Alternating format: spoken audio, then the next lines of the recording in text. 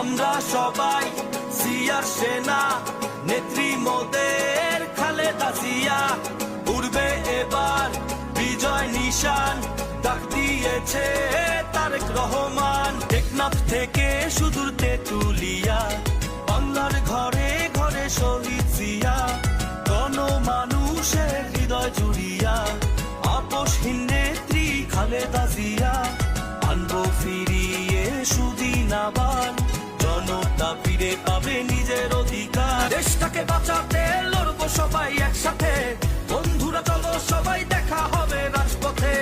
দেশটাকে বাঁচাতে লড়বো সবাই একসাথে, বন্ধুরা চলো সবাই দেখা হবে রাজপথে।